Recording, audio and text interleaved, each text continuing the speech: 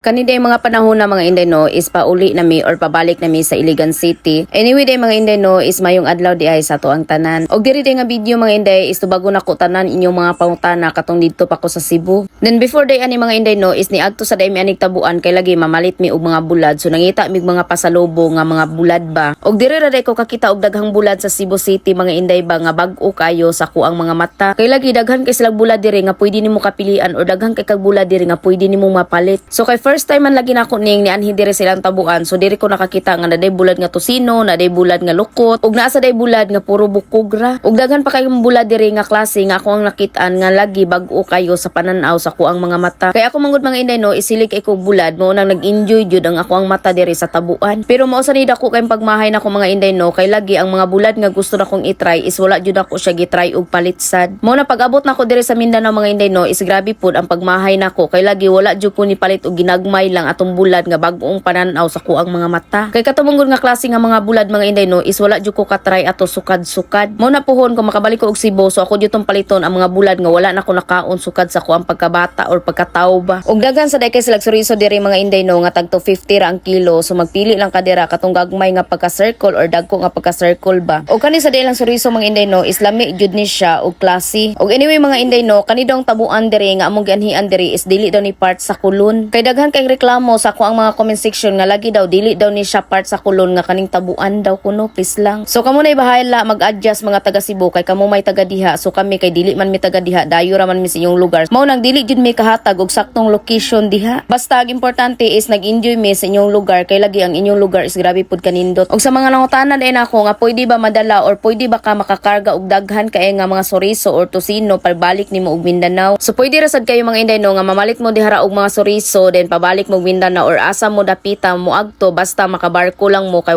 may limit pud ang barko kung unsa kadagan imong bagahe. Kay kami manggod pabalik sa Mindanao is nagbarko mi mo nang nakapalit mi og daghan kay nga mga soriso or na mga pasalubong ba nga among gibay-ubay og palit kay lagi nagbarko ra man sad mi. Kay pag-abot manggod namo dito sa terminal sa Per Uno mga Inday no is maglibor manggod mi pasaka padulong dito sa barko kay para dili mi bukatan ba. Mo nang pwede ra sad kay mo daghan mo pasalubong dalon pa uli kay lagi na amay daghang libor diha sa Per Uno so pwede ra sad mo magpalibor nila. O kani sa day nga adlaw mga Inday no is grabe kalayo sa namong gi-hike ani mga Inday ba para lang maabot mi diri sa tabuan. Kay gikan manggod mi ani sa Simala mga Inday no dayon nangaon mi na niudto mi daan dito sa Kulon. Then pag humana mo pangaon is nangutana mi sa pulis kung asa dapit ang tabuan. So gituluan mi sa pulis nga straight ra daw ato nga kanto ang tabuan. Mo to amo na lang siyang gi-hike mga Inday ba at least man ma-explore na mo ang Cebu ba. O kani nga time manggod mga Inday no is ubay-ubay among gipalit nga mga bulad, soriso or unsa pa to among nakakita dira sa tabuan. So mo nang nagpalit mig bag nga dako kay lagi para mausa na mugbutang ang amo ang mga gipangkumpara diha sa tabuan. O kani pud nga time mga Inday no is pagawas na sad mi sa hotel ani kay lagi pauli na sad mi ani padulong og Iligan City ug mao din ang hotel nga amo ang gistihan. Barato ra kay na siya nga hotel mga Inday ba dayon nice pud kay siya nga hotel. Ug naa sad siya sentro sa syudad jud mao nang nindot pud kay na siya nga hotel kay lagi duol ra pud kaayo diri sa Per Uno. O sa dihang pag-abot na mo ani sa Per Uno mga Inday no is grabe kadaghan og tawo or taas kay og pila padulong na pud dito sa barko nga amo ana pong sakyan pauli. Unya ra ba kay pag humana mo dito sa tabuan mga Inday no is largo na pud mi ani pagawa sa mong hotel kay lagi time na pud sa nga mularga na pud mi pabalik sa Iligan. Mo na nga among perfume aning mga higayuna mga Inday no is ang baho sa bulad please lang. Kay once manggod mo gawas ka dito sa tabuan mga Inday no is grabe mamilit jud ang baho sa bulad sa imong sinina. Mao na kanay imong perfume dira may lisdan jud na og bulad.